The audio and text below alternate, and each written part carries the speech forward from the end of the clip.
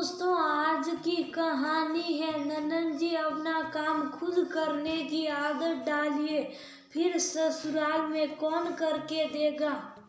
दोस्तों, कहानी शुरू करने से पहले अगर आपने चैनल को सब्सक्राइब नहीं किया हो तो कर लीजिए ताकि आपके पास पहुंच सके हर नया वीडियो। ये क्या दीदी, आपने फिर से अपना पूरा कमरा फैला दिया। थोड़ी देर पहले ही मैं आपका कमरा ठीक करके गई थी।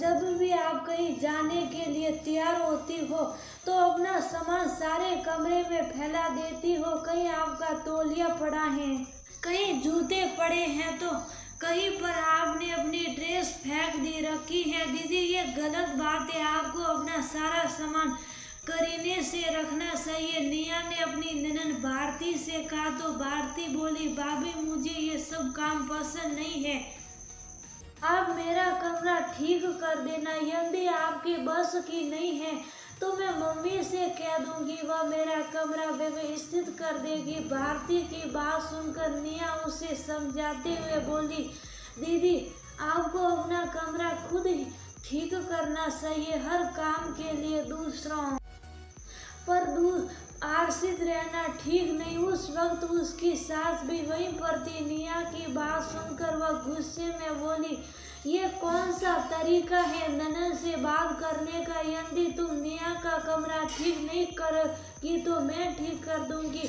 तेरी शादी से पहले इस कमरा मैं ही तो व्यवस्थित करती थी। इसको तो बचपन से ही आदत है अपना सामान फैलाकर रखने की। ये सुनकर भारती अपनी सास से बोली, मम्मी जी यहाँ तो आप इनका कमरा ठीक कर देगी, परंतु जब कुछ समय बाद उनकी शादी होगी तब तो अपने काम खुद करने पड़ेंगे। इसलिए इनके लिए अच्छा है शादी से पहले ही ये अपने काम खुद करना सीख जाए, नहीं तो बाद में बहुत परेशानी उठानी पड़ती है। तब निया मुस्कुराते हुए बोली, मुझे क्या परेशानी होगी, शादी के बाद मेरी सास मेरा कमरा ठीक कर देगी, ये भी तो माँ जैसी होती है। निया की बात सुनकर भारती दुखी हो गई थी। उसका दुखी चेहरा देखकर निया बोली, भाभी मेरी बात सुनकर आप दुखी क्यों हो गई, क्या मैंने कुछ गलत कहा। ननन जी, हर सास माँ जैसी नहीं होती। मेरी एक सहेली बिल्कुल आपके जैसी थी। उसकी मम्मी बेहद सीधी सादी और भोली भाली थी। वो मेरी सहेली से कुछ भी काम नहीं कराती थी। जब कभी मैं उसके घर जाती वो अपना सामान कमरे में ऐसे ही फैला देती थी। तब उसकी मम्मी उसका सारा सामान सही ढंग से रखती थी। एक बार मैंने उसकी मम्मी से कहा, आंटी जी आप इससे काम क्यों नहीं कराती, जब कुछ दिन बाद इसकी शादी होगी ये ससुराल में कैसे काम करेगी। तो उसकी मम्मी बोली, शादी के बाद जब इस पर काम की जिम्मेदारी पड़ेगी तब ये अपना काम खुद करने लगेगी। तब आंटी की बात सुनकर मैं खामोश हो गई थी।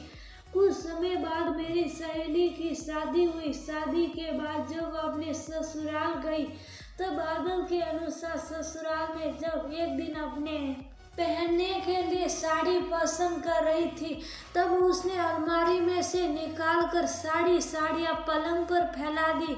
फिर एक साड़ी पहनकर आराम से बिस्तर पर बैठकर मोबाइल चलाने लगी। कुछ समय बाद उसकी सास उसके कमरे में आई तो उसकी बिखरी साड़ियाँ देखकर बोली, बहू साड़ियों की तय करके अलमारी में रख दो, पलंग पर फैली हुई साड़ियाँ अच्छी नहीं लगती। ये सुनकर मेरी सहेली लापरवाही से बोली, मुझे साड़ियों की तय लगानी नहीं आती, आप ही इनकी तय करके अलमारी में रख दो, वैसे भी मुझे काम करना आता नहीं है। ये सुनकर उसकी सास को गुस्सा आ गया।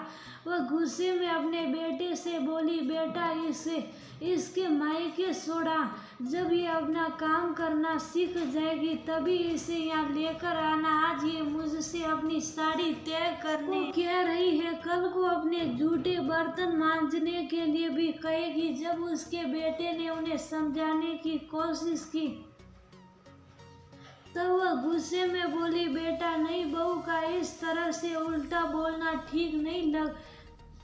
जब ये अपने मायके जाएगी तब इससे लोग मायके जाने का कारण पूछेंगे, तब शर्मिंदगी के कारण इसकी अकल ठिकाने आ जाएगी। मैं अभी इसकी मम्मी से इस बारे में फोन पर बात करती हूँ। जब हुआ ने उसकी मम्मी से उसकी शिकायत और मायके भेजने की बात की, तब उसकी मम्मी दुखी होकर बोली, समधन जी, मेरी बेटी को माफ कर दो, गलती मेरी ही है जो मैंने उसे कोई काम करना नहीं सिखाया।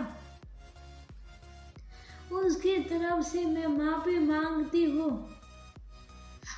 आप उसे कुछ दिनों के लिए मेरे पास भेज देना, मैं उसे काम करना सिखा दूंगी। तब उसका पति उसे उसके मायके छोड़ाया था। जब उसने काम करना सीख लिया तभी वह उसे अपने घर ले गया था। दीदी, क्या आप चाहती हैं कि आपकी मम्मी को भी किसी के सामने माफी मांगनी पड़े? कितना बुरा लगता है जब माँ को माफी मांगनी पड़ती है। मैं नहीं चाहती कि आपके साथ भी ऐसा हो, इसलिए मैं आप से अपने काम खुद करने के लिए कह रही थी। भारती की बातें सुनकर उसकी सास बोली, बहू की बातें सुनकर मेरी आंखें खुल गई। आज से तू अपना हर काम खुद करेगी, मैं नहीं करूंगी। अभी से ही अपना काम करने की शुरुआत कर। ठीक है मम्मी, आज के बाद मैं अपने सभी काम खुद करूंगी, कभी आप पर निर्भर नहीं रहूंगी। मैं नहीं चाहती मेरे कारण आपको किसी के सामने शर्मिंदा होना पड़े। नेहा ने कहा तो उसकी बातें सुनकर उसके मम्मी के चेहरे पर मुस्कुराहट आ गई थी। खुशी से उन्होंने नेहा को गले लगा लिया था और भारती को नेहा को सही राह दिखाने के लिए बहुत बहुत धन्यवाद।